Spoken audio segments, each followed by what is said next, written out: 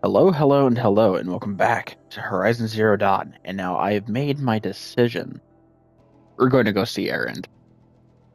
I started thinking about it that did a lot of stuff that got me to Gravehorde and not a whole lot to get me through here. And so I think it'd only be fair. Only be fair. And then while I've been here, I got actually two blue gleam boxes and then these special items. Um, because there's another where the is the guy. So I have a reason to keep like these um bigger boxes, and then I was gonna get see how the hell I get these stranded figure shackles and the necklace. But first get one of those.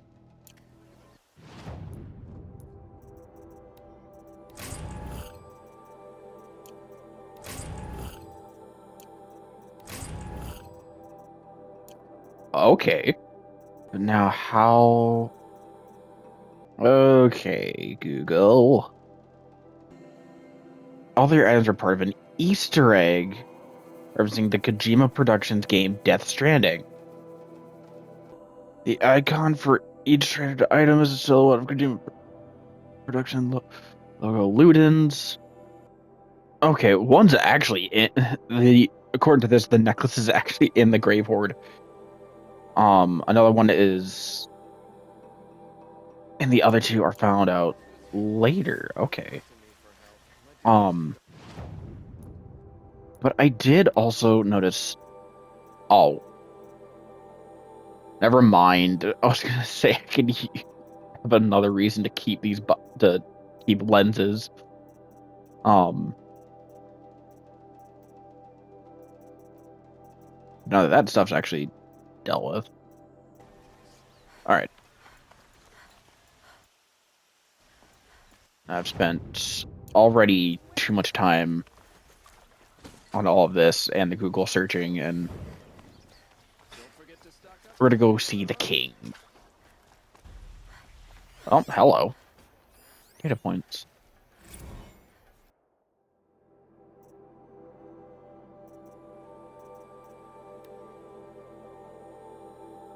The reign of the Mad Sun King. Be warned, reader, as a true account of the Mad Sun King Duran's acts, these glyphs are blotted in blood.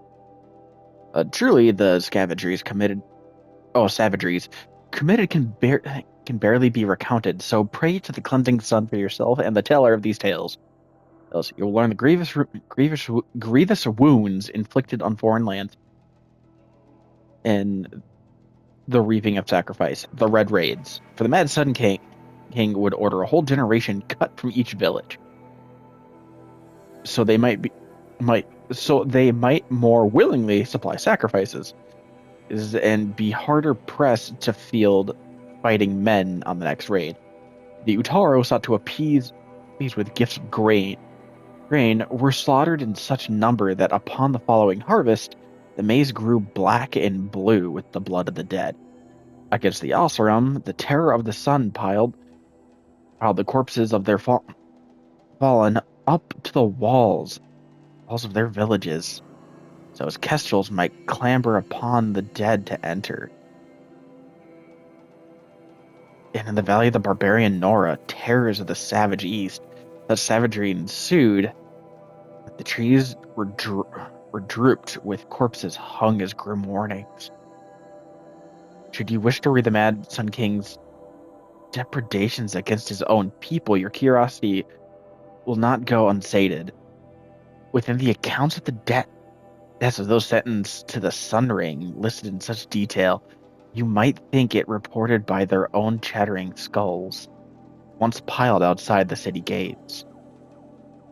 Nor will you find a more harrowing account of this massacre of the Hunter's Lot. Reading these accounts, you might imagine yourself among its brave hawks as they fought to the last bloodying this to the last.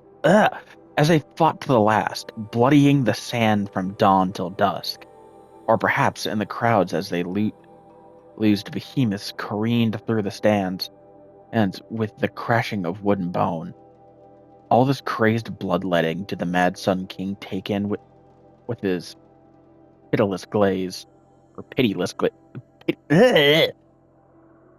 Indeed, he would not even look away from the goring of his own son.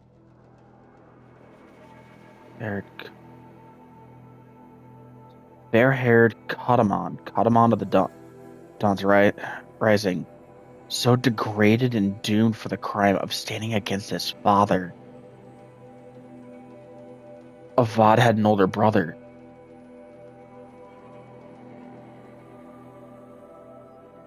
Such a true and complete account of the Mad Sun King Duran's miseries not be found in the history annals, or heard from the reckoners of the Sun Priests. It is with a heavy heart that I scribe these events, leaving out no shocking detail. But my debts is to history, and to you, brave reader. Oh my god!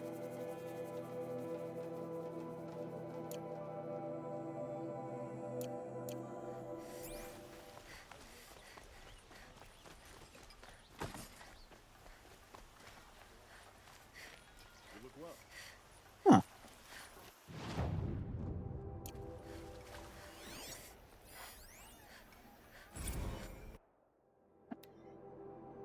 The liberation of Meridian. An official account has described the reckoners of the Sun Priests marking the true emblems of truth by exacting Varan, who witnessed these events. In the 21st year of the 13th Sun King Duran's reign, the twilight time of this madness, the Sun King's own favored heir was put to death. The radiant Katamon's crime was to demand an end to his father's act of bloodshed. And his sacrifice set that end in motion. Duran's second heir, the Radiant Avad, fled Meridian at dusk, with his honored guard soldiers loyal to him over the Sun King. All night they traveled northwards, knowing that come the dawn they would be branded as traitors and marked for death.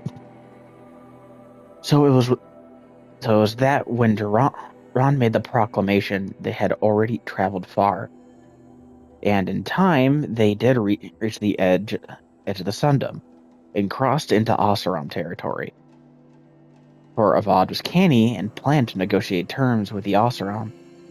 He knew he had an ally among them, Ersa, a fierce Oseram warrior with whom Avad had a long and unusual history. 2 years earlier, Ersa had been brought to Meridian as a captive, destined for sacrifice, but she survived the Sun Ring, killing 2 Kestrels by her own hands. Thus did she earn the honor of being made a palace slave. And in this role came to know Prince Avad. A rare friendship was formed, and Avad conspired to free his friend, who returned at once to the Oseram homeland. Now, desperate for allies, Avad sought out the Oseram he had helped to free. Erza had ties to the warlords and freebooters who resisted the Red Raids. With Erza's might and Avad's keen strategy, they could raise a warband and move to overthrow Duran. And as a rightful heir to the throne, Avad hoped to inspire many of his people to rebel, sparing Meridian from a drawn-out war. After months of preparation, Avad and his allies crossed the border and marched on Meridian. As word of their advance spread, many Carja soldiers fled back to the city, laid down their arms, or even joined the liberators. Yet wise Avad knew that Duran's faithful would defend Meridian to the last man, even sacrificing the lives of its citizens, if it would hold the holy city against siege. Found Kestrels and city guard already set in on the walls, ready to face arrow and shot, but Avad's Oseram allies had brought new weapons, never seen beneath the sun, thundering cannons, strong as machines. Avad permitted them to fire their salvos, those into the outer walls, bringing many defenders down down with great carnage. As the smoke cleared, the liberators attacked in 3 groups. One scaled the walls beneath the Temple of the Sun. Another took the aqueducts of the palace, while the main force overcame the barricaded city gates with cannon fire. These were the final blasts fired at the holy city, as Avad forbade any further destruction. In the streets, too many scenes of brutality and chaos played out. Among the terrible miasma of blood and smoke, the sun-ringed slave pits were opened, and hundreds spilled out, desperate for escape. Many of Duran's supporters seized their chance to flee with this flood of unfortunates. The day had turned, and seeing his forces much reduced, the Sun King Duran ordered his trusted kestrels to take Idamen, his sole remaining heir, from the city. Idamen, that sounds familiar. Helis, terror of the sun, cleaved a path through Meridian from east to west, striking down all in his way, ally and foe alike. The savagery of Helis and his kestrels could not be matched. And so it was that Idamen, his mother, the Dowager Queen Nasadi, and the High Sun Priest Bahavas escaped. Avad confronted Duran in a solarium. He had hoped his father would answer for the crimes honorably, but seeing this could not be so. With great anguish he struck him down, as the murder of a true sun king is an unthinkable act, and surely would plunge the world into shadow. Duran's death proved that the sun had renounced his legitimacy. Yes, sun had returned to shadow on the throne of Meridian, and it was Avad's light that drove the shadow out to the west, where it remains to this day.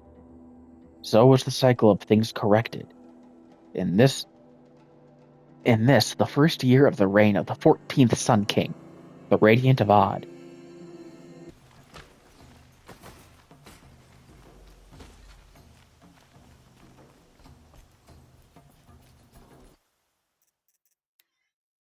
Hold on, I just want to. Ah, damn.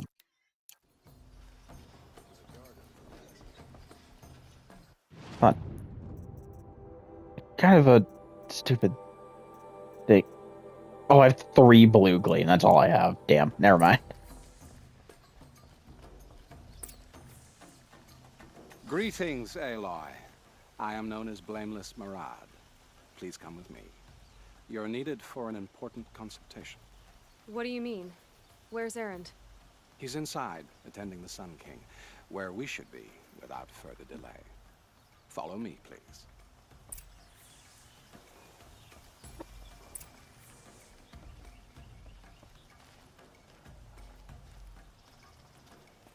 All of these people are here to see the Sun King. Yes, and each has come to ask a favor of him. Unpleasant, but that's politics. The Sun King is eager to meet you, the machine tamer with a curious eye for detail. It's all very intriguing. I'm not here to intrigue you. Too late. Outlander woman? Unacceptable. I've been here for 2 hours, and this Nora goes to the front of the line. Ignore them. Nobles are like children who whine when they don't get a second helping of dessert.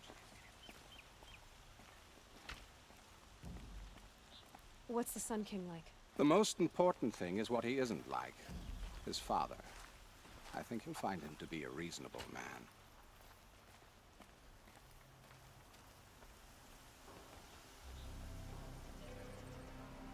Aloy of the Nora. She who sees the unseen. Welcome. It would seem you have done me a great service. Erend, tell her what you found. I checked Ursa's tomb. You were right, Aloy. The body is missing a scar below her right knee. I gave it to Ursa when we were kids, fighting over a toy sword. If the body is not Ursa's, then we must assume she is still alive. And I will not abandon her. We only know she was taken, not who took her. I can help with that. Ursa has an enemy among the Oseram. A warlord named Dervahl. Impossible. Every clan in the claim has been hunting for him since the liberation. He has to be dead by now. No other Oseram had the motive and ingenuity to lure Ursa into this trap. I expect to find him lurking somewhere near the border. I've already sent an agent to investigate. He'll be waiting for word from us at the marketplace in Pitchcliff. I can't move troops to the border without provoking the Oseram. But I could send a few vanguardsmen. And perhaps an exceptionally gifted Nora as well. Well, it's a good thing I've already been to Erend, we're on. Pitchcliff. Let me discuss it with her privately.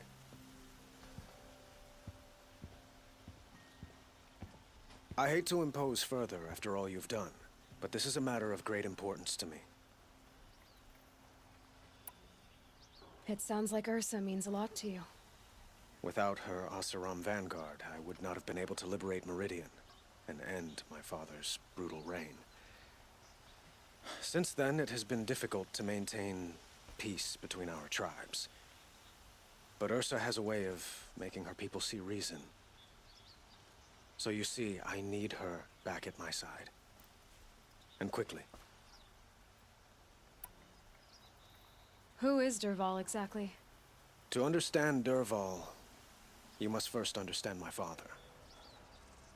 He truly thought of himself as a sun god. His mind was broken.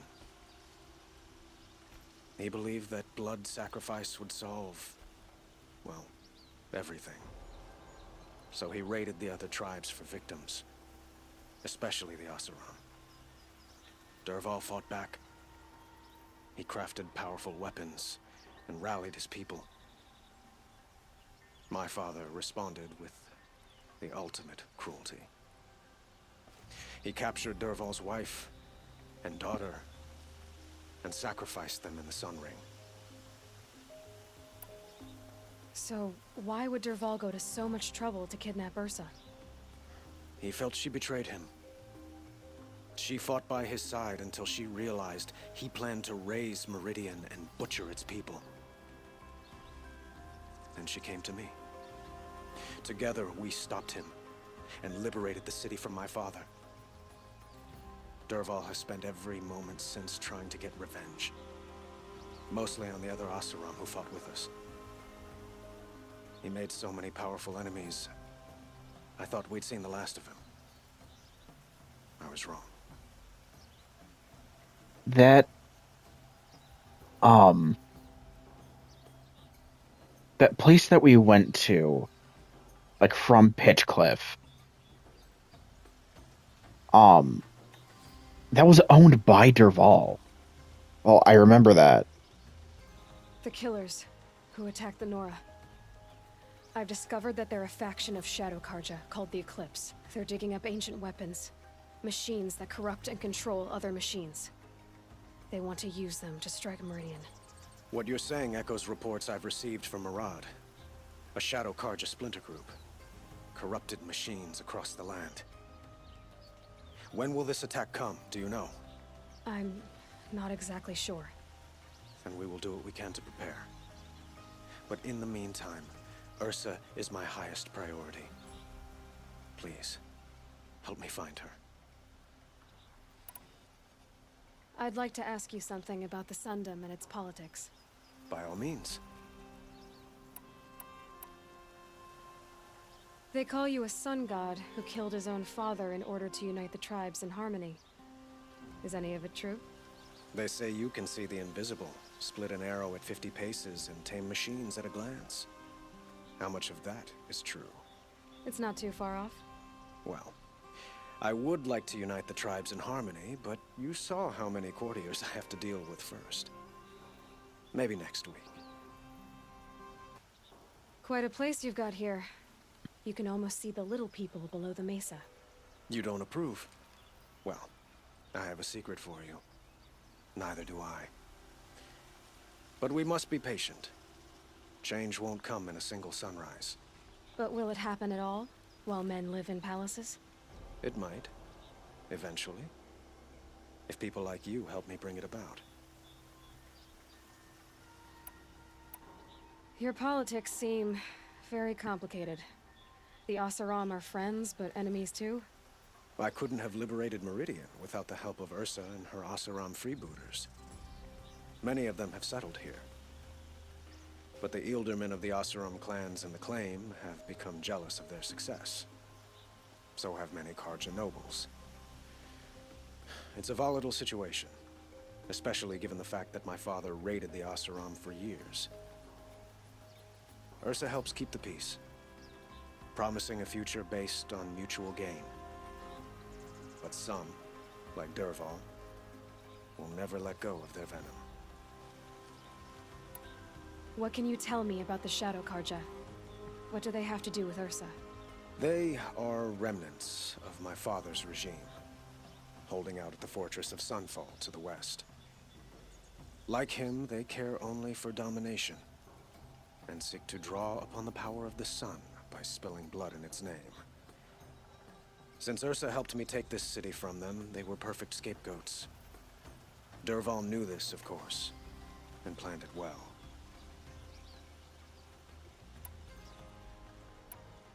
I need to get going. I know. Well, they say kings should never beg. But please, help me find Ursa. Who says that? Well, Murad, for one. Don't hesitate to ask him or Erend if you have further questions.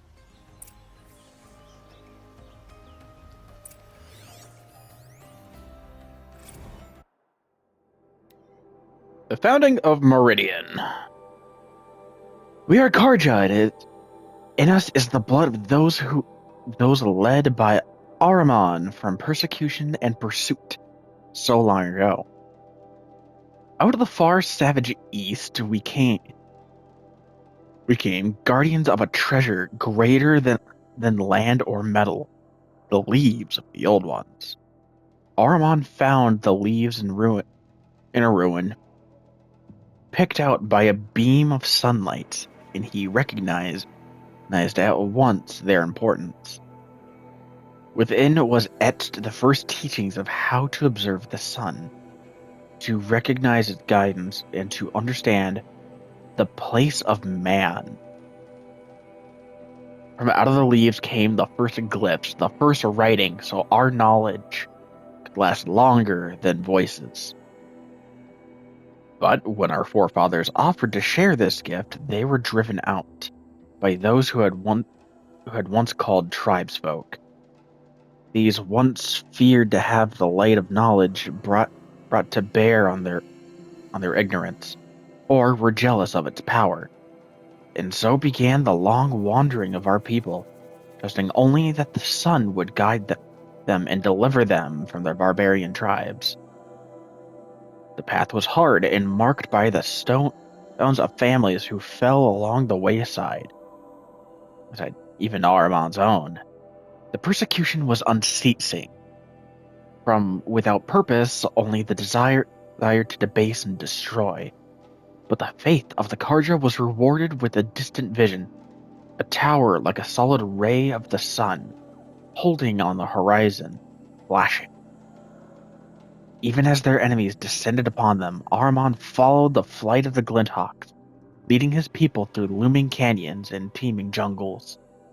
Again they saw the tower, so close now it seemed to reach to the very sun itself, and they saw that the Glinthawks perched upon it. Beheld in the light of the sun, the tower, the spire, cast its long shadow upon a mesa across the verdant valley. Ahriman knew he had found a haven for the tribe, as this was a place shunned by those without his faith, who cowered from the magnificence of the spires, or the shining feathers of the Glinthawks. I think you mean sky rats? That's freaking pests that spew ice. It's fucking blasphemy to praise a Glinthawk. He named this place Meridian from a passage in the leaves, and the tribe settled in the protection of the great mesa. They found the site was blessed in every respect, carving their cliff houses from the bounteous resources, and in time from the red rock of the mesa itself, crowning it with the first columns of the city of the sun. Truly, the sun gave much to the descendants of our forefathers, granting Meridian great harvests and prosperity, and the bounds of the sundom for as far as its light touched. In time, seeing Meridian shielded us from the dark arrows and plots of our foes. Other foreigners brought trade and tribute. Holy Meridian, without spire and sun, there would be no Meridian. But now and forevermore it stands as a monument to both. And the glory of Ahriman and the founders is reflected anew in each Sun King of the Radiant line and the noble houses of the Sun Court.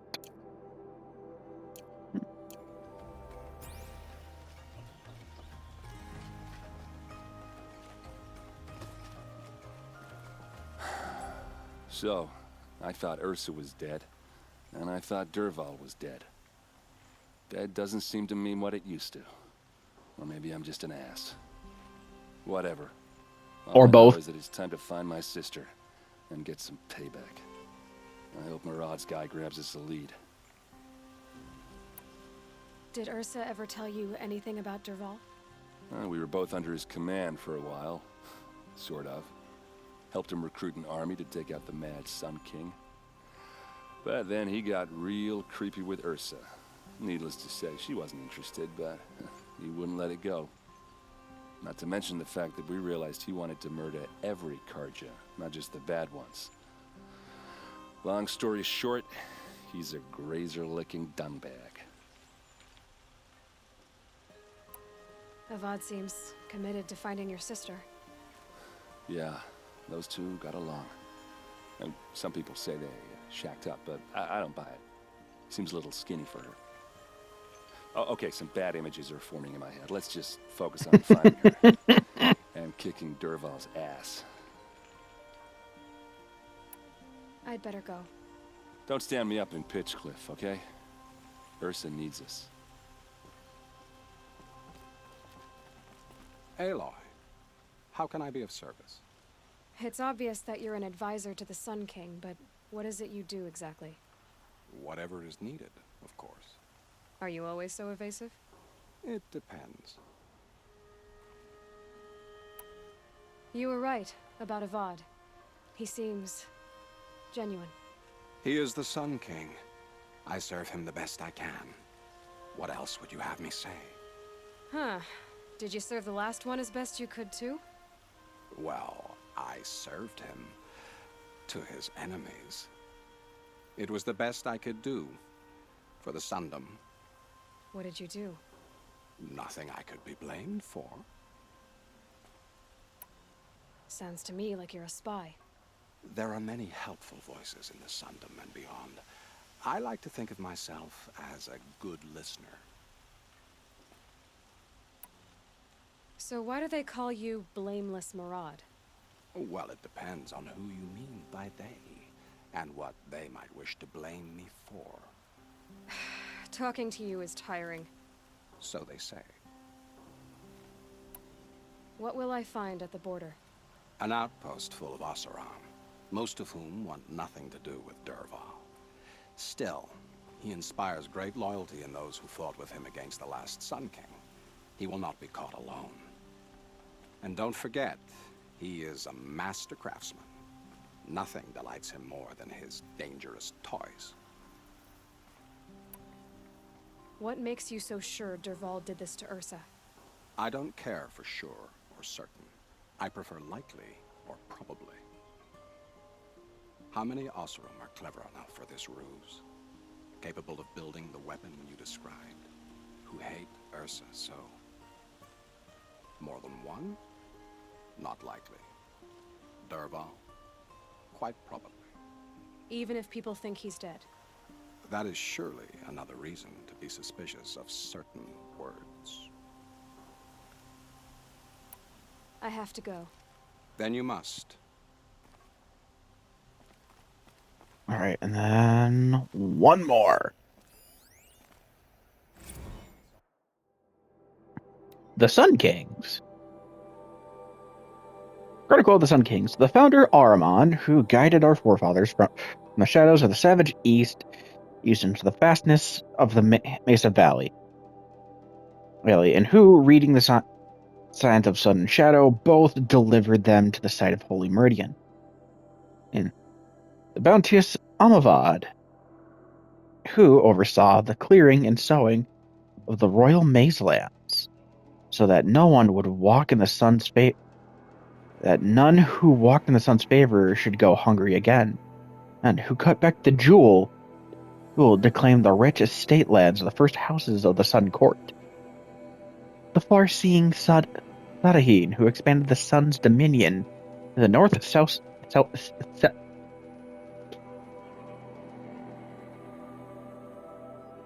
I swear to God.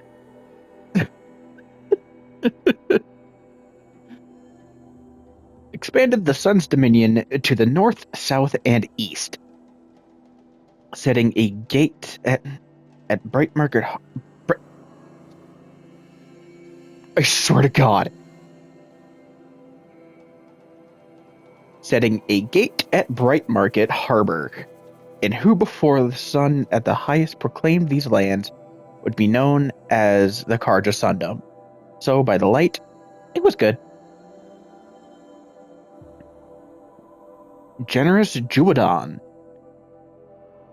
who stocked the metal markets with the spoils of his own trampler hunts, and who allowed trade from north and south, even permitting outlanders the gift of the counting glyphs so they might understand more than simpler barter.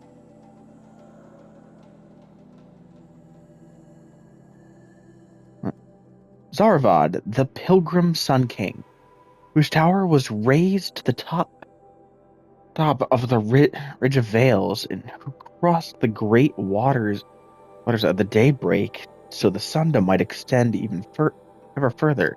And to honor this passage, had the great blazon arch raised on the far shores. Boulder Eve, who saw the sun's passing into the west as a challenge and forged after it with a great army to be pushed back 3 times at the Great Canyon lands.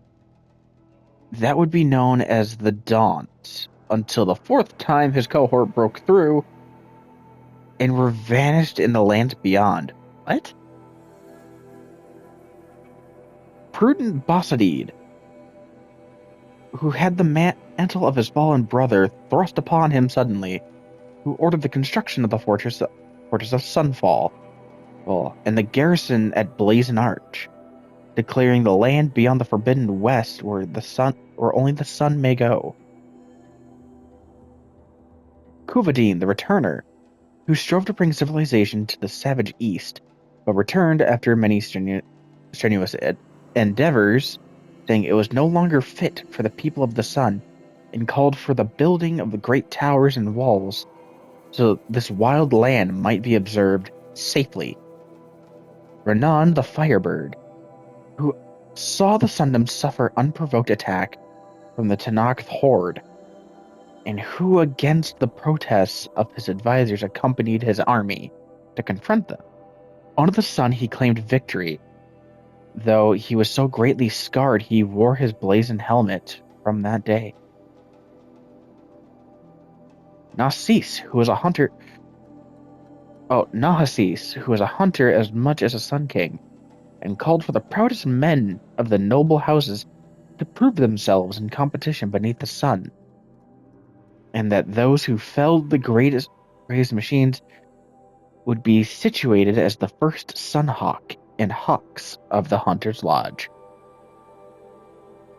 The illuminated Marzid, who the sun visited with visions so vivid and grand, he commissioned many statues and frescoes of his visage in Meridian, and for his summer palace in Sunfall,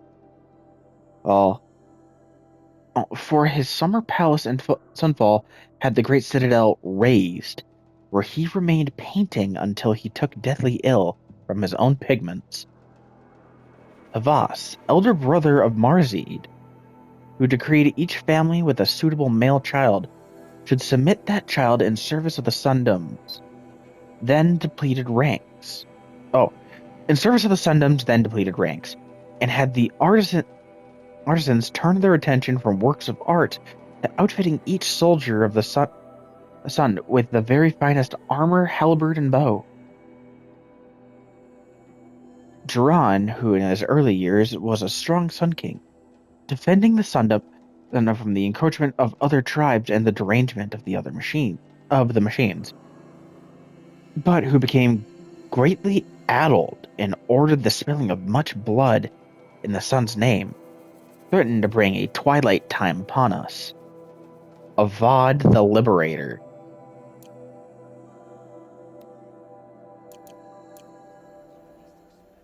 Damn.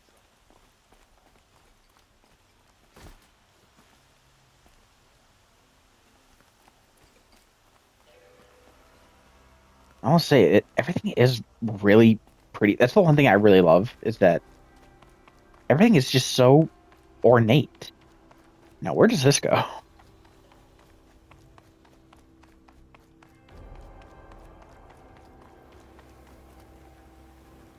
Motherfucker, hello.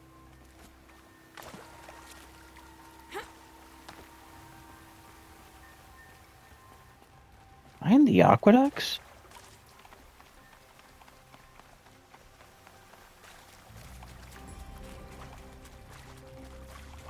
I am! Whoa!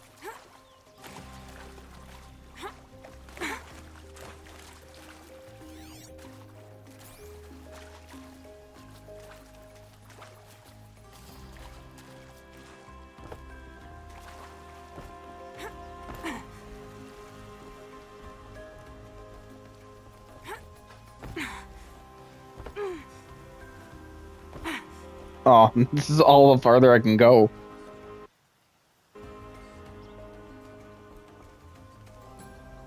Just, whoa.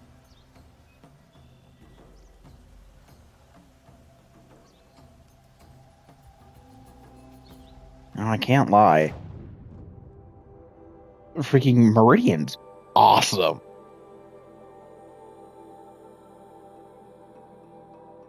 Alright, but we need to head to Pitch Cliff, and we'll do that in the next episode. And so thank you guys so much for watching, and like always, I'll see you in the next one. Later.